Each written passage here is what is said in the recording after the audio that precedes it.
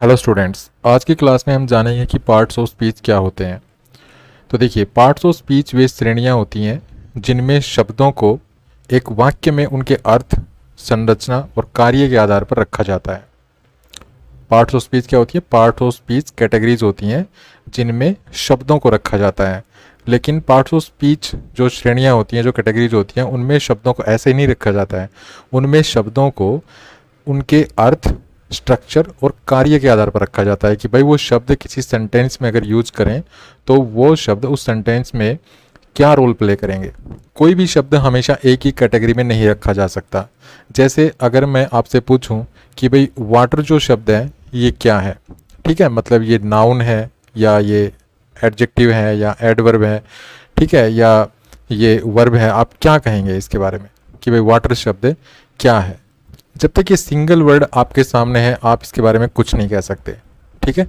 आप इसके बारे में ये भी नहीं कह सकते कि ये नाउन है, ठीक है, ऐसे ये भी नहीं कह सकते। आप ये भी नहीं कह सकते कि ये एडजेक्टिव है, ठीक है। आप इसको अगर एडजेक्टिव कहेंगे तो भी ये गलत है, अगर आप इसको एडवर्ब कहते हैं तो भी गलत है, आप इसको वर्ब कहते हैं तो भी गलत है। मतलब जब तक ये सिंगल वर्ड आपके सामने है आप इसके बारे में जो है कुछ नहीं कह सकते कि भाई ये नाउन है कि एडजेक्टिव है या एडवर्ब है या वर्ब है, जब तक इसको सेंटेंस में यूज़ नहीं किया जाए, ठीक है। जब हम इसको सेंटेंस में यूज कर देंगे तब हम ये देखेंगे कि ये सेंटेंस में क्या रोल प्ले कर रहा है, उसके बाद हम ये कह पाएंगे कि ये शब्द क्या है, ठीक है।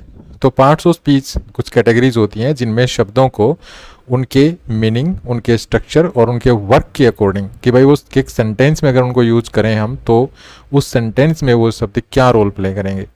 जैसे मैं यहाँ पर 3 एग्जाम्पल आपके सामने लिखता हूँ। जैसे मैंने लिखा वाटर, पहला सेंटेंस है water is essential in life, ठीक है, water is essential in life, पानी जो है वो जीवन में बहुत एसेंशियल होता है। दूसरा मैंने लिखा the farmer is watering the plants, ठीक है। अब तीसरा सेंटेंस मैंने लिखा this is a water tank, this is a water tank. अब यहाँ पर मैंने 3 सेंटेंस लिखे। अगर मैं 3 सेंटेंस में एक कॉमन वर्ड की बात करूँ तो तीनों ही सेंटेंस में जो वाटर शब्द है ये तीनों ही सेंटेंस में यूज किया गया है, ठीक है। तीनों ही सेंटेंस में तीनों ही जो सेंटेंस हैं इनमें वाटर शब्द का प्रयोग किया गया है। अब अगर मैं आपसे पूछूं कि भाई वाटर शब्द फर्स्ट, सेकंड और थर्ड सेंटेंस में क्या रोल प्ले कर रहा है तो आप बता पाएंगे।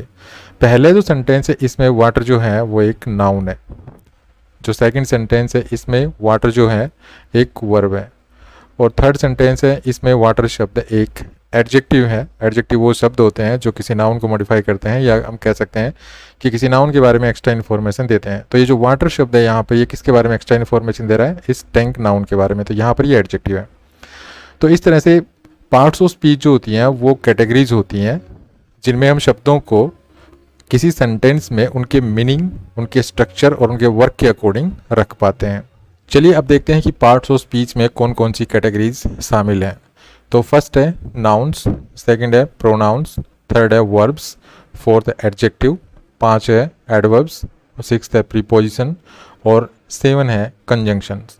तो पार्ट्स ऑफ स्पीच में ये 7 कैटेगरीज शामिल होती हैं और इन सातों ही कैटेगरीज में जो है हम कुछ शब्द रखते हैं, लेकिन वो शब्द हम उनके उस शब्द के किसी सेंटेंस में जब प्रयोग करेंगे तो उसके मीनिंग, स्ट्रक्चर और वर्क के आधार पर जो है उस शब्द को हम किस कैटेगरी में रखेंगे ये देखेंगे, ठीक है। जब जैसे अभी मैंने यहाँ पे आपके सामने 3 सेंटेंस दिखाए थे, उन तीनों ही सेंटेंसेस में जो है वाटर शब्द यूज किया गया था, ठीक है, वाटर।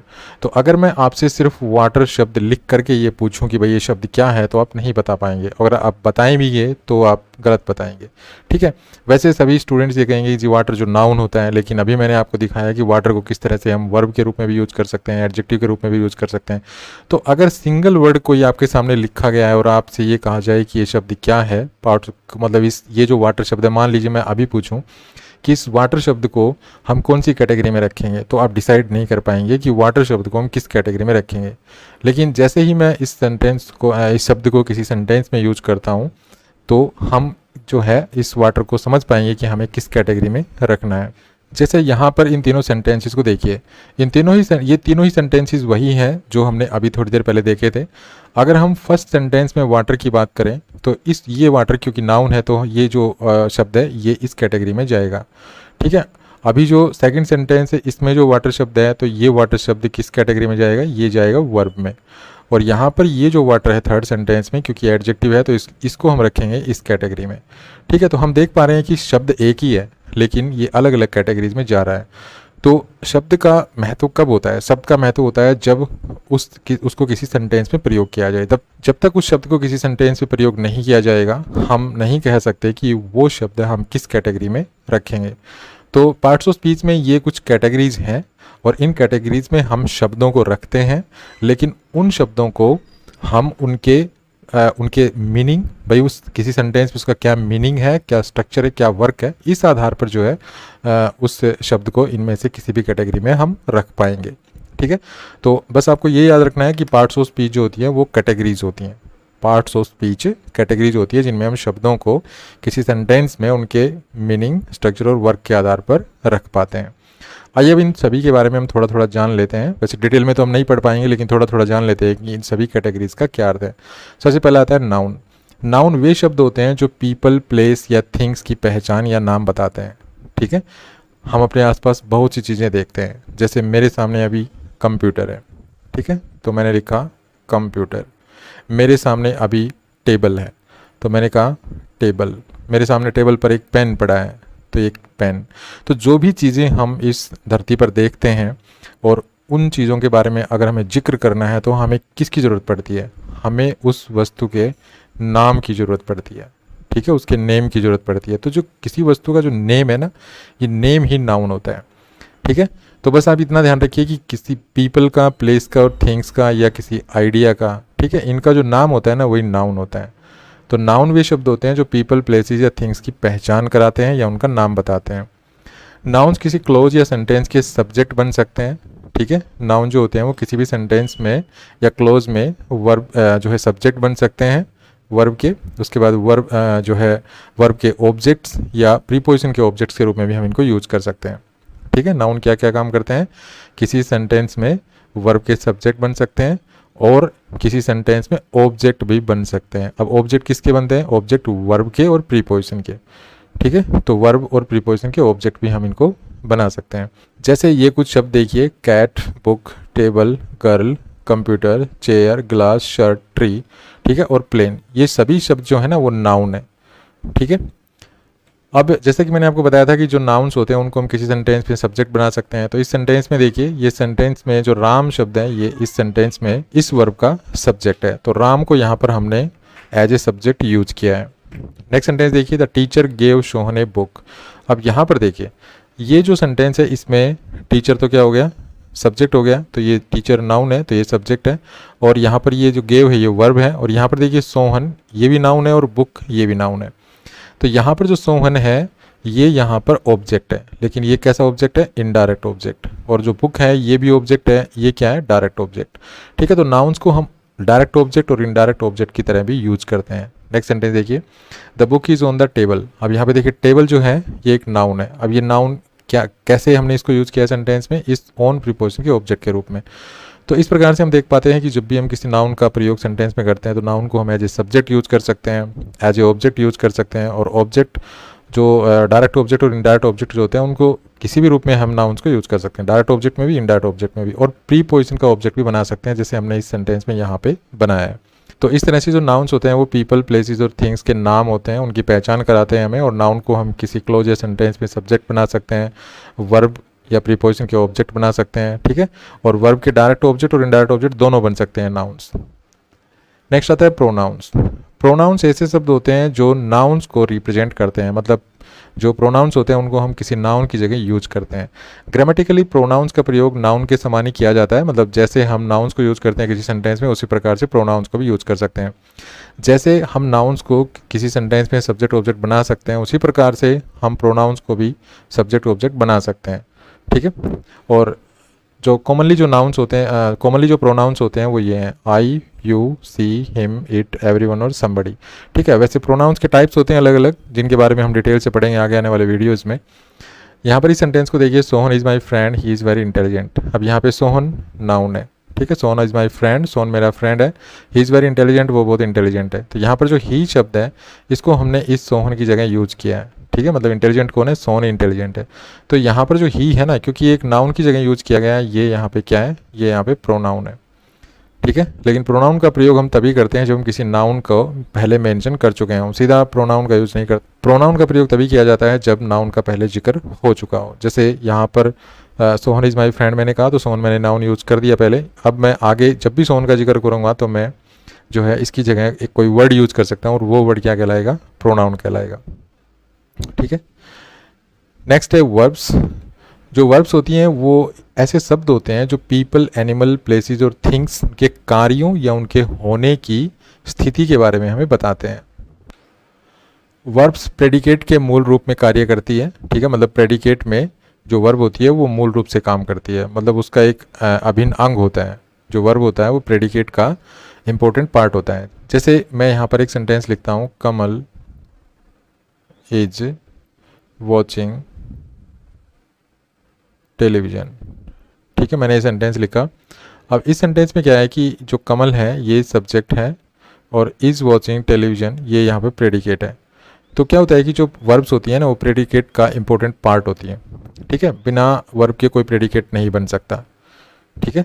तो यहाँ पर ये जो है इज़ वर्ब है और ये भी वर्ब है वॉच, ये यहाँ पर हेल्पिंग वर्ब का काम कर रही है, ये यहाँ पे मेन वर्ब का काम कर रही है। तो जो वर्ब होती है वो प्रेडिकेट का एक जो है इंपॉर्टेंट पार्ट होती है, जो एक पूर्ण वाक्य बनाने के लिए जो है सब्जेक्ट के साथ हम यूज करते हैं।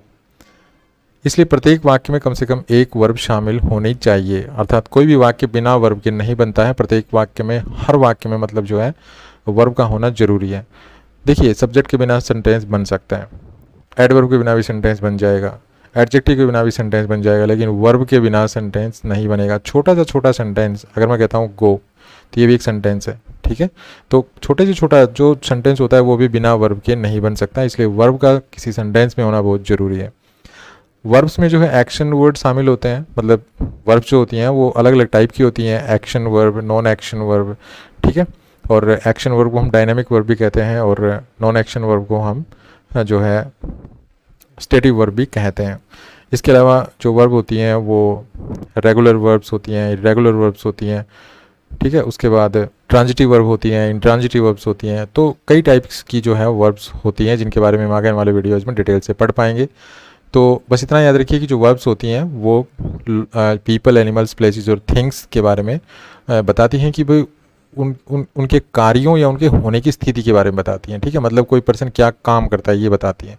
किसी भी जो पर्सन होता है, एनिमल या थिंग जो भी होते हैं वो क्या काम करते हैं, तो वो किसी के कार्यों और उसके होने की स्थिति, मतलब उसकी स्थिति क्या है किसी भी सेंटेंस में, किसी पर्सन की, किसी एनिमल की, किसी प्लेस की, किसी थिंग्स की क्या स्थिति है।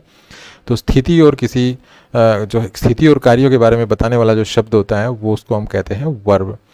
तो वर्ब्स में कुछ एक्शन वर्ड शामिल होते हैं, जैसे रन, वॉक, राइट, ये सारे एक्शन वर्ब्स हैं। और साथ ही ऐसे भी शब्द शामिल होते हैं जो है किसी चीज़ के एग्जिस्टेंस को बताते हैं, जैसे सेम, फील हो या साउंड, ठीक है। इनको हम लिंकिंग वर्ब के रूप में भी जानते हैं। जैसे एक सेंटेंस लेते हैं, सोहन हेल्प्ड मी, सोहन ने मेरी मदद की। तो सोहन ने क्या किया, तो ये सोहन के कार्य के बारे में जो बताने वाला शब्द है हेल्प, ये यहाँ पे वर्ब है। तो कोई भी पर्सन क्या काम करता है, तो किसी भी पर्सन के कार्य के बारे में जो शब्द बताता है तो वो शब्द वर्ब होता है। जैसे यहाँ पर सोहन के बारे में बताया गया कि सोहन ने क्या काम किया, मदद की, तो यहाँ पर जो हेल्प है ये एक वर्ब है। इसी प्रकार यहाँ पर देखिए, सोहन सेम्स सैड, यहाँ पर सोहन की जो है ना, सोहन की स्थिति बताई गई है कि भाई सोहन कैसा दिखाई दे रहा है, को कैसा प्रतीत होता है, सोहन उदास प्रतीत हो रहा है। तो सेम जो है यहाँ पर सोहन की जो है स्टेट बता रहा है। तो इस प्रकार से जो वर्ब्स होती हैं वो किसी की स्टेट बताती हैं, ठीक है ना, किसी वस्तु की, किसी पर्सन की, क्या प्लेस की, या थिंग्स की एग्जिस्टेंस के बारे में बताती हैं, उसकी स्थिति, उसकी स्टेट के बारे में बताती हैं। और दूसरा, किसी पर्सन के कार्यों के बारे में बताने वाला शब्द जो होता है वो भी वर्ब होता है।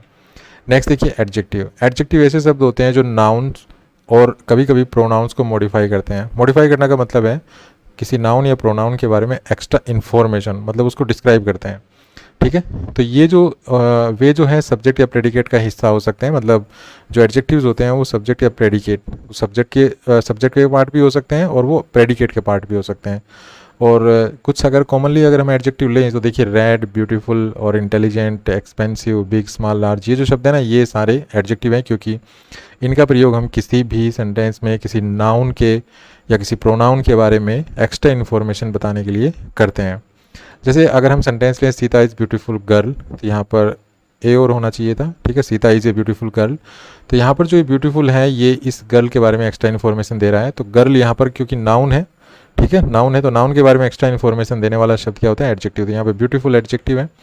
नेक्स्ट देखिए Sohan is an intelligent student. तो यहाँ पर जो ये स्टूडेंट है ये यहाँ पे नाउन है, और यहाँ पर जो इंटेलिजेंट शब्द है ये स्टूडेंट के बारे में एक्स्ट्रा इन्फॉर्मेशन दे रहा है। तो यहाँ पर इंटेलिजेंट जो शब्द है ये यहाँ पर एडजेक्टिव है। तो इस तरह से जो ब्यूटीफुल और ये जो इंटेलिजेंट शब्द है ये यहाँ पर एडजेक्टिव है, ठीक है, क्योंकि ये किसी नाउन के बारे में हमें एक्स्ट्रा इन्फॉर्मेशन दे रहे हैं। इसके अलावा मैं एक सेंटेंस लिखता हूँ यहाँ पे, जैसे द रेड शर्ट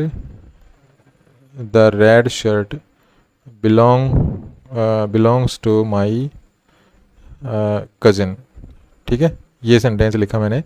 तो यहाँ पर ये जो सेंटेंस है इसमें अगर हम बात करें तो ये सब्जेक्ट है, और ये यहाँ पे बिलोंग्स टू माई कज़िन जो है ये यहाँ पे प्रेडिकेट है। तो यहाँ पर ये जो शब्द है रेड ये एडजेक्टिव है, क्योंकि ये इस शर्ट के बारे में एक्स्ट्रा इन्फॉर्मेशन दे रहा है। और ये यहाँ पर जो रेड एडजेक्टिव का प्रयोग मैंने किया ये यहाँ पर देखिए सब्जेक्ट का पार्ट है, ठीक है। यहाँ पर ये जो ब्यूटीफुल और जो इंटेलिजेंट जो एडजेक्टिव मैंने यूज़ किए ये प्रेडिकेट के पार्ट्स हैं, ठीक है, ये प्रेडिकेट के पार्ट्स हैं। तो जैसे सीता जो हो गया ये तो सब्जेक्ट हो गया, और इज़ ए ब्यूटीफुल गर्ल यहाँ पे प्रेडिकेट है। तो यहाँ पर प्रेडिकेट में इसको यूज़ किया गया ब्यूटीफुल को। यहाँ पर देखिए सोहन सब्जेक्ट है, और इज़ एन इंटेलिजेंट स्टूडेंट यहाँ पर जो है इसका प्रेडिकेट है, तो इसको मैंने प्रेडिकेट में यूज़ किया है। तो यहाँ पर जो हमें देखना है कि जो एडजेक्टिव्स होते हैं वो सब्जेक्ट के पार्ट भी हो सकते हैं, प्रेडिकेट के पार्ट भी हो सकते हैं, ठीक है, उनको हम सब्जेक्ट में भी यूज़ कर सकते हैं और प्रेडिकेट में भी यूज़ कर सकते हैं। यहाँ पर जो रेड जो शब्द है ये एक एडजेक्टिव है, क्योंकि ये शर्ट के बारे में एक्स्ट्रा इन्फॉर्मेशन दे रहा है, और शर्ट यहाँ पे क्या है? एक नाउन है। तो यहाँ पर इसको हमने जो है सब्जेक्ट में यूज़ किया है यहाँ पर एडजेक्टिव को, ठीक है। तो इस चीज़ को आपको ध्यान रखना है। नेक्स्ट है एडवर्ब्स। देखिए एडवर्ब्स ऐसे शब्द होते हैं जो वर्ब्स, एडजेक्टिव्स या एडवर्ब्स यहाँ तक कि पूरे के पूरे सेंटेंस या क्लोज को भी मॉडिफाई कर सकते हैं। एडवर्ब्स वाक्य में कहीं भी यूज़ हो सकते हैं, ठीक है, उनके मीनिंग के अकॉर्डिंग। भाई जो एडवर्ब है उसके द्वारा हम किस चीज़ को स्ट्रेस करना चाहते हैं उसके अकॉर्डिंग हम उसको वाक्य में कहीं पर भी यूज़ कर सकते हैं। एडवर्ब्स आमतौर पर एडजेक्टिव के अंत में एलवाई जोड़कर जो है बनाए जाते हैं, जैसे स्लोली। तो ये कैसे बना? ये स्लो एडजेक्टिव में एलवाई जोड़कर बना, तो ये बना स्लोली, ठीक है। तो ये हो गया एडवर्ब, ये एडवर्ब हो गया, ये एडजेक्टिव था और एडजेक्टिव में एलवाई हमने जोड़ा। इसी प्रकार से क्विकली, तो ये हो गया क्विक एडजेक्टिव, उसके बाद एलवाई जोड़ा मैंने तो ये बन गया क्विकली। तो ये क्विकली जो है ये यहाँ पे एडवर्ब है और ये क्विक एडजेक्टिव था, इसमें एलवाई ऐड किया। लेकिन ऐसा नहीं होता है, बहुत सी एडवर्ब्स ऐसी होती हैं जो बिना एलवाई जोड़ने से भी बनती हैं। जैसे मैंने यहाँ पे लिखा फास्ट, तो जो फास्ट है ये एक एडजेक्टिव भी होता है, ठीक है, ये एक एडजेक्टिव भी होता है और इसको हम एडवर्ब की तरह भी यूज़ करते हैं। तो ऐसा नहीं है कि जो है जितनी भी एडवर्ब्स हैं इंग्लिश में वो एलवाई जो है एडजेक्टिव में एलवाई जोड़कर ही हम बनाते हैं, ऐसा नहीं है। लेकिन मोस्टली जो एडवर्ब्स होती हैं उनको हम एडजेक्टिव में एलवाई जोड़कर बनाते हैं। उसके बाद एडवर्ब्स की वाक्य में कोई निश्चित जगह नहीं होती है, उन्हें आवश्यकता अनुसार वाक्य में अलग अलग जगह पर प्रयोग किया जाता है। कुछ एडवर्ब्स ऐसी होती है जिन्हें वाक्य के शुरू में प्रयोग किया जाता है, कुछ एडवर्ब्स ऐसी होती है जिनको मिड पोजीशन पे यूज़ किया जाता है, कुछ एडवर्ब्स ऐसी होती है जिनको हम सेंटेंस के लास्ट में यूज़ करते हैं, ठीक है। जिन एडवर्ब्स को हम सेंटेंस के शुरू में यूज़ करते हैं उसको कहते हैं फ्रंट पोजीशन, ठीक है, उसको क्या कहा जाता है? एडवर्ब की फ्रंट पोजीशन। और जिनको सेंटेंस के बीच में यूज़ करते हैं तो उनको कहा जाता है मिड पोजीशन, ठीक है, मिड पोजीशन। और जिनको लास्ट में यूज़ किया जाता है उनको हम कहते हैं एडवर्ब्स की एंड पोजीशन। तो एडवर्ब्स की 3 पोजीशंस होती हैं, फ्रंट पोजीशन, मिड पोजीशन और एंड पोजीशन, ठीक है। तो इनको हम ऐसे यूज करते हैं। जैसे एडवर्ब्स को समझने के लिए कुछ सेंटेंस लेते हैं, जैसे ये फर्स्ट सेंटेंस देखिए, सी वॉक्स स्लोली। अब यहाँ पर ये जो सी है ये सब्जेक्ट है, वॉक्स वर्ब है और स्लोली जो है एक एडवर्ब है। अब ये एडवर्ब किसके बारे में एक्स्ट्रा इन्फॉर्मेशन दे रही है? इस वॉक्स वर्ब के बारे में। तो यहाँ पर ये जो एडवर्ब है ये वर्ब के बारे में एक्स्ट्रा इन्फॉर्मेशन दे रही है। नेक्स्ट देखिए, सी वॉक्स वेरी स्लोली। अब यहाँ पर देखिए ये सब्जेक्ट है, ये वर्ब है और ये यहाँ पर जो वेरी है ये एडवर्ब है और ये जो स्लोली है ये भी एडवर्ब है। अब यहाँ पे क्या हो रहा है कि जो स्लोली वर्ड है ये जो स्लोली वर्ड है ये हमें इस वॉक वर्ब के बारे में एक्स्ट्रा इन्फॉर्मेशन दे रहा है, और ये जो वेरी है ये स्लोली इस एडवर्ब के बारे में एक्स्ट्रा इन्फॉर्मेशन दे रहा है। तो यहाँ पर जो एडवर्ब है वो एक दूसरी एडवर्ब के बारे में हमें एक्स्ट्रा इन्फॉर्मेशन दे रही है।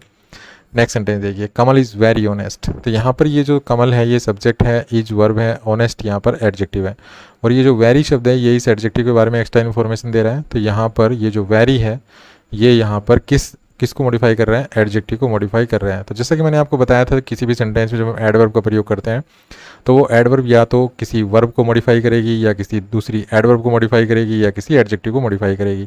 ठीक है, तो यहाँ पर जो ये एडवर्ब है ये किसको मॉडिफाई कर रही है, वर्ब को मॉडिफाई कर रही है। यहाँ पर ये जो एडवर्ब है ये किसको मॉडिफाई कर रही है, ये वर्ब को मॉडिफाई कर रही है। ये एडवर्ब जो है वेरी, ये यहाँ पर इस दूसरी एडवर्ब को मॉडिफाई कर रही है।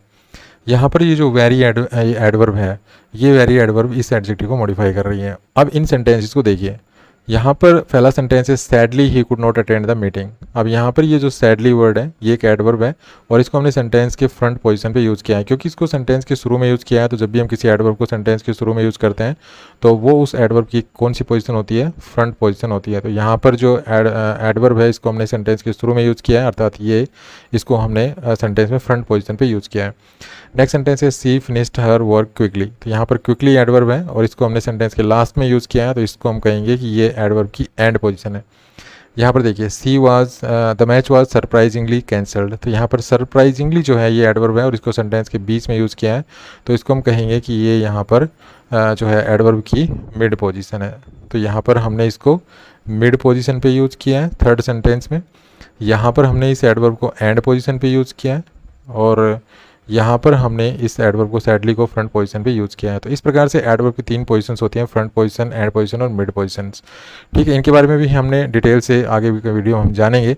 हालांकि एडवर्ब के ऊपर मैंने काफ़ी वीडियोज़ बना रखे हैं, उनमें मैंने इन सभी एडवर्ब्स की जो अलग अलग पोजीशन के बारे में डिटेल से समझा रखा है। अगर इस चैनल पर आप सर्च करेंगे, ठीक है, तो जैसे position of adverbs by Naveen sir English classes, ठीक है, ऐसे आपको यूट्यूब पे अगर सर्च करेंगे तो आपके सामने वीडियो आ जाएंगे इस सर्चिंग में, तो वहाँ पे आप उन वीडियोज़ को देख सकते हैं। मैंने डिटेल से जो है इन चीज़ों को समझा रखा है, एक्सप्लेन कर रखा है।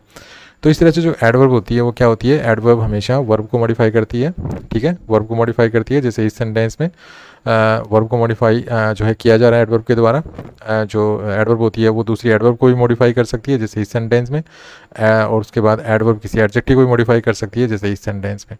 ठीक है, और एडवर्ब की 3 पोजीशंस होती हैं। फ्रंट पोजीशन, जैसे यहाँ पर सैडली फ्रंट पोजीशन है, यहाँ पर क्विकली जो एडवर्ब है ये इसकी एंड पोजीशन है, यहाँ पर सरप्राइजिंगली यहाँ पर इसकी मिड पोजीशन है। उसके बाद बात करते हैं प्रीपोजिशंस की। प्रीपोजिशंस वे शब्द होते हैं जो नाउन या प्रोनाउंस और वाक्य के दूसरे भाग के बीच संबंध स्थापित करते हैं। ठीक है, प्रीपोजिशंस के द्वारा हम क्या करते हैं, प्रीपोजिशंस के द्वारा नाउन या प्रोनाउंस को हम सेंटेंस के किसी दूसरे पार्ट के साथ जो है रिलेशन स्थापित करते हैं, उसका बीच संबंध बताते हैं। तो जैसे जो प्रीपोजिशंस होती हैं उनके बाद हम नाउन या प्रोनाउन को यूज़ करते हैं। जैसे प्रीपोजिशन, मैंने यहाँ पे प्रीपोजिशन यूज़ की, ठीक है, उसके बाद क्या होता है कि कोई ना कोई हम नाउन जरूर यूज़ करते हैं, नाउन या प्रोनाउन। ये मैंने नाउन या प्रोनाउन लिखा, तो नाउन या प्रोनाउन जब मैंने लिखा ये, तो ये जो प्रीपोजिशन प्लस नाउन या प्रोनाउन ये बन गई जो है एक प्रीपोजिशनल फ्रेज। और ये जो प्रीपोजिशन होती है ये अपने बाद आने वाले जो नाउन या प्रोनाउन है उसका संबंध सेंटेंस के किसी दूसरे पार्ट से स्थापित करती है। साथ में ये प्रीपोजिशनल फ्रेजेस बनाते हैं। जो प्रीपोजिशंस प्लस नाउन या प्रोनाउन होते हैं उनको हम क्या कहते हैं, प्रीपोजिशनल फ्रेजेस कहते हैं। ये प्रीपोजिशनल फ्रेजेस बनाती हैं जो एक वाक्य में एडजेक्टिव या एडवर्ब के रूप में कार्य करते हैं। मतलब जो प्रीपोजिशनल फ्रेजेस होती हैं वो सेंटेंस पे क्या काम करेंगी, एडजेक्टिव या एडवर्ब फ्रेज के रूप में। ठीक है, तो कुछ प्रीपोजिशनल फ्रेजेस के कुछ एग्जांपल्स देख पाएंगे हम। जैसे कि मैंने लिखा ऑन द टेबल, तो ये प्रीपोजिशनल फ्रेज है, इसमें ऑन प्रीपोजिशन है और जो टेबल जो है वो इसका ऑब्जेक्ट है प्रीपोजिशन का। तो जब भी हम प्रीपोजिशन कहीं पर भी यूज़ करेंगे सेंटेंस में तो हम प्रीपोजिशन के बाद कोई नाउन या प्रोनाउन जरूर लिखते हैं जो उस प्रीपोजिशन का ऑब्जेक्ट बनता है, और प्रीपोजिशन प्लस वो नाउन या प्रोनाउन प्रीपोजिशनल फ्रेज बनता है, और वो प्रीपोजिशनल फ्रेज जो है वो किसी सेंटेंस में एडजेक्टिव या एडवर्ब का काम करती है। ठीक है, तो इसके लिए आपको एडजेक्टिव या एडवर्ब के बारे में भी जानना जरूरी होगा, क्योंकि जब आप ये समझ पाएंगे कि एडजेक्टिव क्या काम करते हैं, एडवर्ब क्या काम करते हैं, तो भी आप समझ पाएंगे कि प्रीपोजिशनल फ्रेज यहाँ पे क्या काम कर रही है। नेक्स्ट देखिए इन द शेड। तो यहाँ पर जो इन प्रीपोजिशन है ये इन जहाँ पे प्रीपोजिशन है और इसके बाद जो शेड है ये यहाँ पे जो एक नाउन है, ये यहाँ पे प्रीपोजिशनल फ्रेज बन गई। और यहाँ पर देखिए अक्रॉस द फील्ड, तो यहाँ पे अक्रॉस प्रीपोजिशन है, फील्ड यहाँ पे नाउन है, तो इस तरह से ये प्रीपोजिशनल फ्रेज बन गई। तो प्रीपोजिशनल फ्रेज में क्या होता है, एक प्रीपोजिशन होती है और एक उसका ऑब्जेक्ट होता है। तो ये यहाँ पे प्रीपोजिशनल फ्रेजेस के एग्जाम्पल्स हैं। अब देखिए इस सेंटेंस को, Kamal met me in the market, तो कमल मुझसे मिला इन द मार्केट, ठीक है। तो यहाँ पर जो ये प्रीपोजिशनल फ्रेज है ये यहाँ पे प्लेस बता रही है कि कमल मुझसे कहाँ मिला। तो ये जो मार्केट जो है ना, ये जो मार्केट है ये इस प्रीपोजिशन का ऑब्जेक्ट है, ठीक है। अब ये जो प्रीपोजिशन है इस मार्केट का संबंध जो है वो किससे स्थापित कर रही है, वो इस वर्ब से, कि भाई कमल मुझसे मिला तो कहाँ मिला, ठीक है। तो मार्केट का संबंध यहाँ पे किससे स्थापित किया जा रहा है, वर्ब से। नेक्स्ट देखिए, the man with the bag is my uncle, तो यहाँ पर ये देखिए विद प्रीपोजिशन है, इसके बाद ये यहाँ पे नाउन लिखा गया है, तो ये इस प्रीपोजिशन का जो है ऑब्जेक्ट हो गया बैग, और ये टोटल मिला के ये प्रीपोजिशनल फ्रेज हो गई, ठीक है। अब यहाँ पे ये प्रीपोजिशन क्या कर रही है, यहाँ पर ये प्रीपोजिशन अपने बाद आने वाले नाउन का संबंध जो है वो इस मैन के साथ स्थापित कर रही है, ठीक है। तो ये इस तरह से जो प्रीपोजिशंस होती हैं वो अपने बाद आने वाले नाउन का संबंध सेंटेंस के किसी दूसरे पार्ट से स्थापित करती हैं। जैसे यहाँ पर ये जो प्रीपोजिशन है ये अपने बाद आने वाले ऑब्जेक्ट का, मतलब बाद आने वाला जो नाउन है यहाँ पर ये जो इसका ऑब्जेक्ट है इसका संबंध बना रही है इस मेट वर्ब से, ठीक है। और दूसरा ये जो विद प्रीपोजिशन है ये अपने बाद आने वाले नाउन का संबंध बता रही है इस मैन से जो कि नाउन है। और यहाँ पर अगर हम देखें तो Kamal met me in the market, तो जो इन द मार्केट है ये एक प्रीपोजिशनल फ्रेज बन गई। अब यहाँ पर ये काम क्या कर रही है, ये काम कर रही है यहाँ पे एडवर्ब का, ठीक है, क्योंकि जो प्रीपोजिशनल फ्रेजेस होती हैं वो किसी सेंटेंस में एडजेक्टिव या एडवर्ब का ही काम करती हैं। तो यहाँ पे एडवर्ब का काम कर रही है। क्यों कर रही है एडवर्ब का काम, क्योंकि हमें ये वेयर का रिप्लाई है। तो जो भी वर्ड्स या फ्रेजेस या कोई क्लोज सेंटेंस में अगर वेयर का रिप्लाई है तो वो एडवर्ब या एडवर्ब फ्रेजेस या एडवर्ब क्लोजेस होती हैं। तो यहाँ पर ये जो फ्रेज है ना ये प्रीपोजिशनल फ्रेज है लेकिन ये वेयर का रिप्लाई है, तो इसको हम कहेंगे कि ये यहाँ पे एडवर्ब की तरह काम कर रही है, तो एडवर्ब फ्रेज है। यहाँ पर ये जो विद द बैग है ये यहाँ पर प्रीपोजिशनल फ्रेज है, लेकिन ये प्रीपोजिशनल फ्रेज काम क्या कर रही है, इस नाउन के बारे में हमें बता रही है। तो यहाँ पर ये एडजेक्टिव का काम कर रही है, ठीक है, ये यहाँ पे एडजेक्टिव का काम कर रही है। तो ये यहाँ पे प्रीपोजिशनल फ्रेज जो है वो एडजेक्टिव फ्रेज है, सॉरी एडवर्ब फ्रेज है, और यहाँ पर जो प्रीपोजिशनल फ्रेज है वो एडजेक्टिव फ्रेज है। तो इस तरह से प्रीपोजिशंस जो है अपने बाद आने वाले नाउन का संबंध सेंटेंस के एक दूसरे पार्ट से स्थापित करती हैं। प्रीपोजिशंस के बाद हम जो है नाउन का प्रयोग जरूर करते हैं, और प्रीपोजिशन के बाद आने वाला नाउन या प्रोनाउन और वो प्रीपोजिशन मिल करके एक फ्रेज बनाते हैं जिनको हम प्रीपोजिशनल फ्रेजेस कहते हैं। उसके बाद आता है कंजंक्शंस।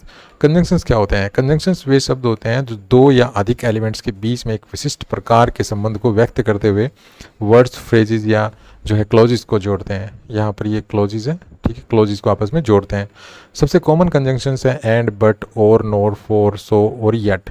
इसके अलावा हम WH जो क्वेश्चन वर्ड्स होते हैं उनको भी एज ए कंजंक्शन हम किसी सेंटेंस में यूज करते हैं, जैसे व्हेन, वेयर, ठीक है, वाई, एज सुन एज। बहुत सी और कंजंक्शंस हैं जो कि सबऑर्डिनेट कंजंक्शंस के एग्जांपल मैं यहाँ पे आपको दे रहा हूँ, ये यहाँ पे कोऑर्डिनेट कंजंक्शंस है, ठीक है। तो कंजंक्शंस के बारे में आपको एक चीज़ ध्यान रखनी है कि कंजंक्शंस जो हैं वो सिमिलर रैंक के जो है शब्दों को, क्लोजेस को और जो है फ्रेजेस को आपस में जोड़ते हैं। जैसे ये सेंटेंस देखिए, सी लाइक्स टी और कॉफ़ी, तो यहाँ पर और कंजंक्शन है, तो और से पहले देखिए नाउन है, तो और के बाद भी नाउन है, तो सिमिलर रैंक के वर्ड्स को यहाँ पर जोड़ा जा रहा है। नेक्स्ट देखिए, he is brave and intelligent, तो यहाँ पर देखिए एंड कंजंक्शन है, इससे पहले एडजेक्टिव है तो इसके बाद भी एडजेक्टिव है, तो सिमिलर रैंक के जो है शब्दों को यहाँ पर जोड़ा गया है। तो जो कंजंक्शंस होते हैं वो वर्ब को वर्ब से, एडजेक्टिव को एडजेक्टिव से, नाउन को नाउन से, ठीक है, इस प्रकार सिमिलर रैंक के शब्दों को आपस में जोड़ते हैं। नेक्स्ट सेंटेंस देखिए, the cat is under the table and behind the chair, तो यहाँ पे एंड कंजंक्शन है और ये किस किस को जोड़ रहा है, अंडर द टेबल एक प्रीपोजिशनल फ्रेज है, बिहाइंड द चेयर ये भी एक प्रीपोजिशनल फ्रेज है। तो यहाँ पर तो ये जो कंजंक्शन है इस दोनों सेंटेंसेस में वर्ड को आपस में जोड़ रहा था, वर्ड्स को। यहाँ पर किसको जोड़ रहा है, यहाँ पर कंजंक्शन फ्रेजेस को जोड़ रहा है आपस में। नेक्स्ट देखिए, she was tired but she still went to the gym, अब यहाँ पर बट कंजंक्शन है, इससे पहले एक क्लोज है और इसके बाद दूसरी क्लोज है, तो यहाँ पर ये जो कंजंक्शन है ये क्लोजेस को जोड़ रहा है। तो कंजंक्शंस क्या करते हैं, कंजंक्शंस दो शब्दों को जोड़ने के लिए यूज़ किए जाते हैं, दो फ्रेजेस को जोड़ने के लिए यूज़ किए जाते हैं, और या दो क्लोजेस को आपस में जोड़ने के लिए यूज़ किए जाते हैं। बस आपको ध्यान रखना है कि जो कंजंक्शंस होते हैं वो मोस्टली कंजंक्शन, ठीक है, ये कोऑर्डिनेट कंजंक्शंस क्या काम करते हैं, सिमिलर रैंक के जो है ना शब्दों को, फ्रेजेस को और क्लोजेस को आपस में ये जोड़ते हैं। सबऑर्डिनेट कंजंक्शंस पे ये बात जो है नहीं लागू नहीं होती है इन कंजंक्शंस पे, ठीक है।